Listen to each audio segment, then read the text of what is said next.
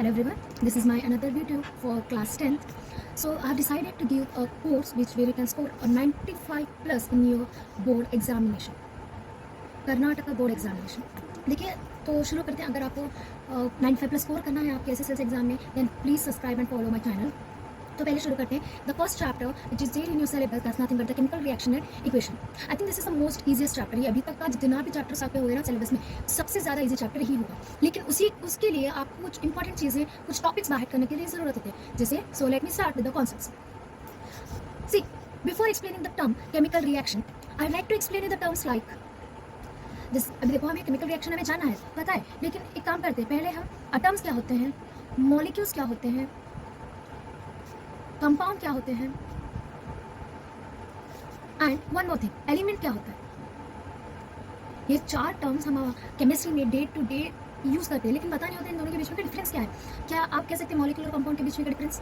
नहीं, राइट. कुछ कंफ्यूजन होता है इन चीज़ों में, because even I have experience that. So चलो शुरू करते हैं. मैं आपको बताती हूँ. पहले फर्स्ट टर्म जो मैं एक्सप्लेन करना चाहती हूँ आपको, वो होगा एलिमेंट्स. सी सो एलिमेंट्स को समझाने के लिए मैं एक एग्जांपल लेना चाहूँगी. लेट अस टेक अ छोटा सा चावल का दाना, एक राइस ग्रेन, उसे ड्रॉ कर बताती हूँ. क्या आप ब्रेक कर सकते हो राइस ग्रेन का एक छोटा सा चावल का दाना, इतना सा छोटा सा? ऑफकोर्स आप ब्रेक कर सकते हो उसे स्मॉल पीसेस में, राइट. ये ब्रेक जब होगा इस पीसेस में कन्वर्ट होगा, कुछ इस प्रकार के पीसेस में, राइट. देन अगेन, जब क्या आप इसे ब्रेक कर सकते हो ये पीसेस को? यस ऑफकोर्स, ये आप इसे भी ब्रेक कर सकते हो. तो ये जब ब्रेक होगा कुछ ऐसे पीसेस में कन्वर्ट होगा. क्या आप इसे ब्रेक कर सकते हो? यस ऑफकोर्स, ये भी ब्रेक होगा. लेकिन जब ये ब्रेक होगा कुछ इस टाइप में, क्या आपको दिखाई दे रहा है डॉट डॉट स्ट्रक्चर? क्या आप इसे ब्रेक कर सकते हो? नहीं, क्योंकि ये जो होगा वो लास्ट टर्म होगा, वो लास्ट एलिमेंट प्रेजेंट होगा राइस ग्रेन का. जो चीज़ ब्रेक नहीं कर सकते हो आप लोग, वो होते हैं एलिमेंट्स. वो क्या होते हैं? एलिमेंट्स. एलिमेंट्स होता है एक पार्टिकल का, कोई भी पार्टिकल का द लास्ट पोजिशन जहाँ वो फर्दर ब्रेक नहीं होगा, वो होगा एलिमेंट्स. ओके. और एटम्स होता क्या है? ये जो एलिमेंट को जब हम ऑब्जर्व करते हैं, लेट्स सपोज यहाँ पर मैं एक एलिमेंट जब ऑब्जर्व कर रही हूँ माइक्रोस्कोप में, उसका स्ट्रक्चर कुछ ऐसा दिखाई देगा. एक एलिमेंट को कौन बनाता है, उसके पार्टिकल्स होते क्या है, एलिमेंट के अंदर प्रेजेंट क्या होता है, वो होगा एटम. एक एटम एक स्ट्रक्चर होगा जो एलिमेंट्स को क्रिएट करेगा.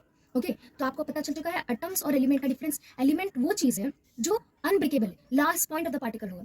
एलिमेंट को क्या बना है, एलिमेंट किससे बना है? एलिमेंट बना है एटम से. ओके. इन दोनों के बीच में का कोई डिफरेंस पता है? अभी आपको शायद क्लियर हो गया होगा एटम्स होता है क्या और एलिमेंट क्या होता है.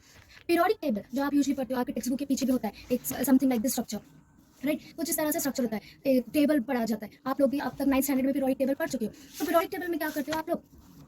पीरियोडिक टेबल में कितने एलिमेंट्स होते हैं? टोटल 118 एलिमेंट होते हैं. कितने एलिमेंट होते हैं? 118 एलिमेंट. 118 एलिमेंट. उसमें से 118 एलिमेंट में से 26 एलिमेंट्स मैन मेड है. 26 एलिमेंट क्या हो गए? मैन मेड हो गए. एंड रिमेनिंग 92 एलिमेंट्स जो हो गए हमारे नेचुरली अकर्ड एलिमेंट है. ओके. ये एक एडिशनल इन्फॉर्मेशन है आपको, बट याद रखने का उसकी जरूरत नहीं है. लेकिन आपको पता चलना चाहिए एलिमेंट होता है क्या. The last particle which is break नहीं होगा, अभी फर्दर ब्रेक डाउन नहीं होगा उसका, वो होगा एलिमेंट. एलिमेंट किस चीज़ से बना होगा? एटम से बना होगा. अभी हमें कितने एलिमेंट्स हमारे प्रेजेंट है? 118 एलिमेंट हमारे पास प्रेजेंट है. जैसे कि oxygen, hydrogen, fluorine, neon, right. 118 element present है, हमें पता भी है. अभी चलिए सीखते हैं मॉलिक्यूल और कंपाउंड के बीच में का डिफरेंस क्या है. यूजुअली कभी भी एक सेंटेंस में a molecule reacts with this molecule, ऐसा कुछ सेंटेंस होगा ना, उसमें क्या होता है, एक मॉलिक्यूल दूसरे मॉलिक्यूल के साथ रिएक्ट कर बना रहा है. लेकिन अभी मॉलिक्यूल है क्या? मॉलिक्यूल मतलब एलिमेंट्स जो हो गए हमारे, एक कोई भी सपोज करो H2. यहाँ पर कितने एलिमेंट्स प्रेजेंट है H2 में? 2 एलिमेंट्स. वो कौन से एलिमेंट्स है? Hydrogen and hydrogen, right. Hydrogen और हाइड्रोजन मिलाकर ही तो ये बन रहा है ना. 2 हाइड्रोजन मिलाकर ही तो H2 बन रहा है, राइट. तो कितने एलिमेंट्स प्रेजेंट है इसमें? 2 एलिमेंट्स है, एक हाइड्रोजन दूसरा हाइड्रोजन. अब बोलिए यहाँ पर कोई दूसरा एलिमेंट प्रेजेंट है? नहीं, राइट. मतलब मॉलिक्यूल मतलब एलिमेंट प्रेजेंट होना, लेकिन अपने ही फैमिली का प्रेजेंट होना, कोई दूसरी फैमिली से प्रेजेंट नहीं होना. एलिमेंट्स एक दूसरे के साथ रिएक्ट करना है, लेकिन अपनी ही फैमिली के साथ. एक और एग्जांपल O2. यहाँ पर 2 एलिमेंट्स प्रेजेंट है, राइट. या एक एलिमेंट है, 2 एलिमेंट है, राइट. O2 बोल रहा है 2 एलिमेंट्स है. क्या दूसरे किसी और के साथ बना रहा है वो? नहीं, वो खुद ही के साथ बना रहा है. अगर खुद ही के साथ बॉन्ड फॉर्म हो रहा है, खुद ही एलिमेंट के साथ बॉन्ड फॉर्म कर रहा है, वो होगा मॉलिक्यूल. हमारा H2 और O2 क्या है? मॉलिक्यूल्स है. अभी आपको पता चलना चाहिए कंपाउंड होता क्या है. कंपाउंड मतलब बॉन्ड फॉर्मेशन होना किसके बीच में? वो चाहे हाइड्रोजन, लेकिन एग्जांपल H2O मतलब आपको पता है वाटर है, राइट. वाटर ऐसा फॉर्म हो रहा है, किसके बीच में बॉन्ड हो रहा है. यहाँ पर 2 डिफरेंट एलिमेंट्स है, हाइड्रोजन एक अलग एलिमेंट है, ऑक्सीजन एक अलग एलिमेंट है. ये दोनों एक दूसरे के साथ रिएक्ट करके क्या बना रहे हैं? वाटर बना रहे हैं. तो ये कंपाउंड होता है. अगर 2 डिफरेंट एलिमेंट एक दूसरे के साथ कंबाइन कर रहे हैं, वो होगा कंपाउंड. अगर एक अपने ही सेम फैमिली मेंबर के साथ बॉन्ड फॉर्म कर रहे हैं, वो होगा molecule. Okay. This was the difference between atoms, molecule, compound and element. एक आपको वर्क देती हूँ. आप ट्राई टू सॉल्व कि कौन सा कंपाउंड है, कौन सा एलिमेंट है और कौन सा मॉलिक्यूल है। For an example NH3 6 H12 O6 Fe N2O। Okay, आप इन एलिमेंट, ये जो मैंने अभी कुछ फॉर्मूले लिखे हैं ना, इसे आप ट्राई टू सॉल्व कीजिए, कौन सा एलिमेंट होगा, कौन सा कंपाउंड होगा और कौन सा मॉलिक्यूल होगा। ओके, पहले आप सॉल्व करना कौन सा एलिमेंट कौन सा कंपाउंड। अभी आपको पता चल चुका है एटम, मॉलिक्यूल और कंपाउंड के बीच में डिफरेंस। चलिए अभी शुरू करते हैं हमारा चैप्टर। ओके, चैप्टर में क्या होगा पता है, फर्स्ट थिंग जो आपको लर्न करना है, केमिकल रिएक्शन। केमिकल रिएक्शन मतलब कोई भी सब्सटेंस जब एक दूसरे के साथ बॉन्ड फॉर्म करते या कंबाइन करते, उस वक्त क्या होता है, वो दो सब्सटेंस चेंज होते हैं दूसरे फॉर्म में, वो दो सब्सटेंस चेंज हो गए दूसरे फॉर्म में, इसी चीज को क्या कहते हैं, chemical reaction. Don't worry, notes में आपको अपलोड कर दूंगी, नोट्स PDF के फॉर्म में अपलोड होगा डिस्क्रिप्शन में, लेकिन अभी आप फिलहाल यहाँ पर कॉन्सेंट्रेट करिए। केमिकल रिएक्शन क्या होगा, कोई भी सब्सटेंस जब किसी के साथ बॉन्ड फॉर्म करता है तब वो एक चेंजेस प्रोड्यूस करता है, उस चेंजेस का नाम क्या देते हैं, केमिकल रिएक्शन देते हैं। ओके, एनी डाउट इसके रिलेटेड, केमिकल रिएक्शन होता क्या है। लेकिन अभी देखिए, मैंने आपको केमिकल रिएक्शन होता है क्या वो बता दी, लेकिन आपको कुछ और इंपॉर्टेंट चीजें जाननी है। जैसे आप अभी आपको पता चल चुका है एटम क्या होता है, मॉलिक्यूल क्या होता है, कंपाउंड क्या होता है, एलिमेंट क्या होता है, उसी तरह अब हमें जानना है डायटोमिक्स एंड मोनोएटॉमिक्स। ये टर्म्स होते क्या है, ये टर्म्स होते क्या है वो आपको जानना है, राइट। देखिए, पहले मैं शुरुआत करना चाहूंगी मोनोएटॉमिक से। मोनोएटॉमिक मतलब कोई भी मॉलिक्यूल में, कोई भी मॉलिक्यूल जिसके पास सिर्फ एक सिंगल एटम हो, कितने एटम हो, सिंगल एटम हो, उसे कहते हैं मोनो, उसे क्या कहते हैं, मोनोएटॉमिक। तो आप लिख सकते हैं डेफिनेशन इसका, a molecule which has atomicity 1, which has atomicity in the sense atom, कितने नंबर ऑफ एटम होना चाहिए, 1। ये होगा हमारा मोनोएटॉमिक। जैसे एग्जाम्पल के आप कुछ भी ले सकते हो, लाइक सोडियम आप ले सकते हो, आप ले सकते हो पोटेशियम, आप ले सकते हो मैग्नीशियम। ये क्या है हमारे, ये ऐसे सिंगल प्रेजेंट भी होते हैं, राइट। सोडियम अकेला भी आता है कभी कभी, पोटेशियम अकेला होता है कभी कभी, मैग्नीशियम भी अकेला होता है, राइट।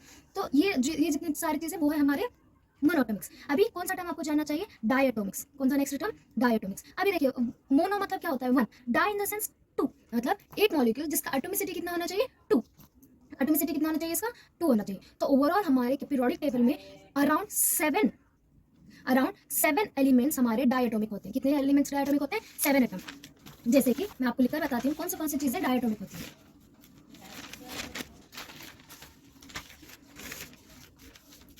फर्स्ट होगा हाइड्रोजन को कैसे रिप्रेजेंट कराते हो आप, H2 के फॉर्म में। नेक्स्ट होगा नाइट्रोजन, कौन सा होगा, नाइट्रोजन भी कभी अकेला नहीं मिलेगा। ये जो डायटोमिक्स होते हैं ना, जब भी आप उसको एक इक्वेशन में लिखोगे ना, उसको कभी अकेला नहीं लिखना चाहिए, उसको हमेशा एक पार्टनर के साथ लिखना चाहिए। वो होते हैं डायटोमिक, कभी अकेले एग्जिस्ट नहीं करने वाली चीजें। ओके, नाइट्रोजन को कैसे रिप्रेजेंट करोगे आप, N2 के फॉर्म में। नेक्स्ट होगा हमारा फ्लोरीन को कैसे रिप्रेजेंट करोगे आप, F2, करेक्ट।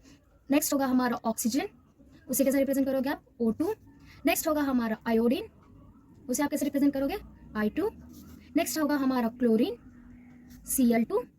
अभी नेक्स्ट होगा ब्रोमीन, क्या होगा नेक्स्ट, ब्रोमीन, इसे कैसे रिप्रेजेंट करोगे, Br2। अभी देखिए, ये 7 तो है, आप पढ़ लोगे कि हाइड्रोजन, नाइट्रोजन, फ्लोरीन, ऑक्सीजन। जब भी आप इसको देखोगे केमिकल रिएक्शन में, ऐसा नहीं लिखना, H ऐसे नहीं लिखना, O ऐसा नहीं लिखना, क्योंकि ये रॉन्ग मेथड है। क्यों, हाइड्रोजन और ऑक्सीजन क्या है हमारे, डायटोमिक है, तो आप इसे कैसे रिप्रेजेंट करोगे, O2 के फॉर्म में और H2 के फॉर्म में रिप्रेजेंट करोगे आप। ओके, अभी देखिए, कभी कभी ये बाहर करने में मुश्किल होती है, वो 7 एलिमेंट्स को से जो डायटोमिक है, इसी के लिए एक निमोनिक होता है, आपको बाहर करना होगा, have no fear of ice cold beer, have no fear of ice cold beer, have no fear of ice cold beer। Okay, ये जो H स्टैंड किसके लिए करता है, हाइड्रोजन के लिए। N स्टैंड किसके लिए करता है, नाइट्रोजन के लिए। F स्टैंड किसके लिए करता है, फ्लोरीन के लिए। O oxygen, I iodine, C and Cl stand for chlorine, B and R stands for bromine. Okay, आगे डी बाहर करने का एक तरीका होगा, एक इजी ट्रिक होगी जो आप इजीली बाहर कर पाओगे। ओके, ये चीजें थे हमारे डायटोमिक्स। ये क्या है हमारे डायटोमिक। कितने डायटोमिक्स होते, कितने डायटम्स होते हैं, 7,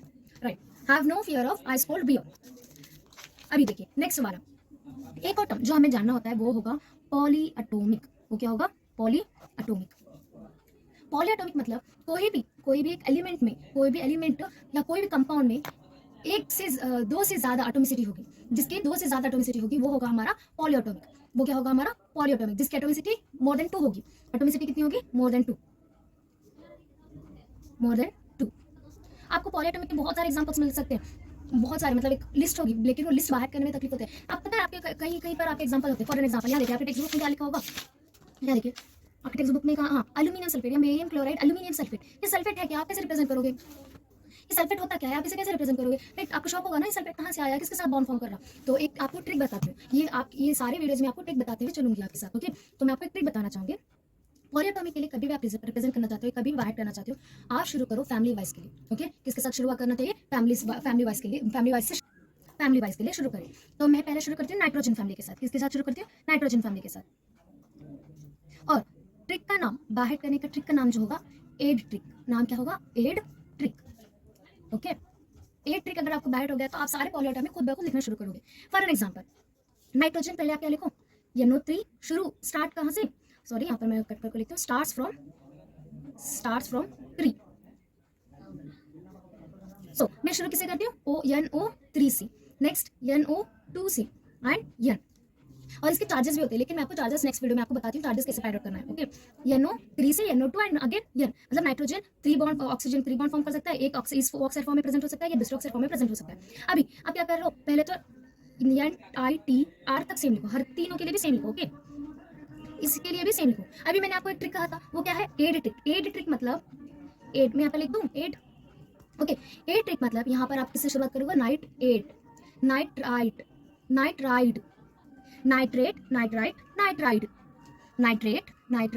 नाइट्राइट। ओके, आप कौन सा ट्रिक देख रहे हो? ए ट्रिक, मतलब एट का ए जो होगा ए से शुरू होगा, नेक्स्ट आई होगा आइट से होगा, डी होगा आइट से होगा। ओके, ये हमारे किस फैमिली के लिए था? Nitrogen family. अगर मैं आपको केमिकल इक्वेशन फॉर्म करूँ जहां पर नाइट्रेट रिएक्ट कर रहा है ऑक्सीजन के साथ, तो आप नाइट्रेट के लिए कौन सा फॉर्मूला लिखोगे? NO3 लिखोगे। ओके, अभी नेक्स्ट नाइट्रोजन फैमिली के बाद आप शुरू करो सल्फर फैमिली के साथ। किसके साथ? Sulphur family. सल्फर फैमिली की जो ऑक्सीजन नंबर होगा वो शुरू होता है 4 से, स्टार्ट्स फ्रॉम 4। कहां से शुरू होता है? 4 से शुरू होता है। तो पहले आप लिखो SO4, SO3, देन SO2 नहीं फॉर्म होगा यहाँ पर। Okay, SO4, SO3 and S। Okay, अभी सेम यहाँ पर SULPH तक सेम लिखो आप तीन के लिए भी। अभी आपको कौन सी ट्रिक देखना है? Ed trick. कौन सी देखना है? Ed trick. तो यहाँ पर क्या होगा? Sulphate, sulphide. ओके, समझ आया मैंने एड ट्रिक यूज करके कैसे फॉर्म किया फॉर्मूला।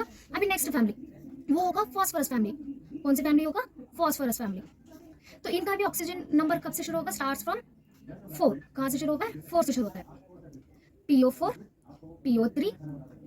ओके, अभी फॉस ये सेम लिखिए आप।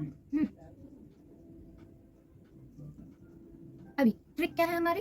एड ट्रिक क्या होती है? Ed, phosphate, phosphide. ओके, ये फॉस्फोरस फैमिली हो गया, नाइट्रोजन फैमिली हो गया, सल्फर फैमिली हो गया है, एंड देन फॉस्फोरस फैमिली भी हो गया है। अभी देखिए यहाँ से हैलोजन फैमिली में जो टोटल नंबर ऑफ ऑक्सीजन है यहाँ से थोड़ा अलग होगा। आप अच्छे से सुनिए, यहाँ पर ट्रिक थोड़ी चेंज होगी, एक एडिशनल चीजें ऐड होगी।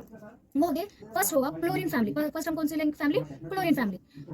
यहाँ पर भी ऑक्सीजन नंबर कहाँ से शुरू होता है? Starts from 3। कहाँ से शुरू होगा? 3 से शुरू होगा। ओके, तो पहले आप लिखो, क्या लिखते हो? ClO3, ClO2, Cl, right. आप यहाँ पर जैसे करते वैसे करोगे, लेकिन क्लोरीन और दो फॉर्म में एग्जिस्ट होगा, वो होगा ClO4। Okay, ClO and ClO4, और यही फॉर्म में लिखना है आपको। अगर आप इधर का उधर कर दिए तो ट्रिक अप्लाई नहीं होगी। अभी देखिए यहाँ पर सेम लिखो, यहाँ तक आप क्लोर, यहाँ पर भी क्लोर, और यहाँ पर ट्रिक कौन सी होगी यूज? Ed trick. कौन सी ट्रिक होगी? Ed trick. तो यहाँ पर क्या लिखोगे? Chlorate, chloride. ओके, अभी इसके नेम कैसे फॉर्म करोगे आप? इसका नेम कैसे फॉर्म करोगे आप? इसी के लिए एक और ट्रिक इसके साथ ऐड करना, हाय पापा। कौन सी ट्रिक होगी? हाय पापा। ट्रिक क्या होगी? हाय पापा, एड हाय पापा। ओके, यहाँ पर क्या करोगे आप? हाई का H जो होगा ना वो होगा हाइपो। वो क्या होगा? हाइपो क्लोराइड लिख लो आप। नेक्स्ट हाइट में आई होता है ना, आइट, एंड किससे होगा? आइट से होगा, ITE से होगा। हाई पापा का H किसके लिए स्टैंड होगा? हाइपो के लिए, आई के लिए आइट। ओके, अभी नेक्स्ट इसका कैसे लिखोगे आप? टी शुरुआत किसका? पी मतलब किससे शुरुआत होना है हमें? पर। शुरुआत किससे करना है हमें? पर। क्लोराइड लिखिए आप। लास्ट में किस एंड हो रहा है? ए से एंड हो रहा है, क्लोरेट, पर क्लोरेट, हाइपोक्लोराइड, पर क्लोरेट। ओके, इसी तरह से नेक्स्ट हाइड्रोजन फैमिली वो होगा ब्रोमीन फैमिली। स्टार्ट फ्रॉम, यहाँ पर भी स्टार्ट किसे करोगे? Starts from 3। BrO3, BrO2, Br, then BrO4। Okay, यहाँ पर क्या लिखोगे? ब्रोम, और यहाँ पर भी ब्रोम होगा। तो ट्रिक क्या है? Ed, bromate, bromide. फिर यहाँ से नेक्स्ट ट्रिक क्या होगी हमारी? हाई पापा से शुरू होगी नेक्स्ट ट्रिक। ओके, शुरू किससे करना है आपको? अब यहाँ पर हाइपो, ब्रो, आई पे एंड हो रहा है मतलब आइट। नेक्स्ट पर, ब्रो, मेट, पर ब्रोमेट। ओके, अभी नेक्स्ट होगा हमारा आयोडीन फैमिली। आयोडीन का भी स्टार्टिंग नंबर होगा 3। आयोडीन भी स्टार्ट किससे होगा? Starts from 3। तो मैंने आयोडीन फैमिली का भी लिख लिया है, और अगर मैं आपको बताती फिर वीडियो लंबा हो जाता।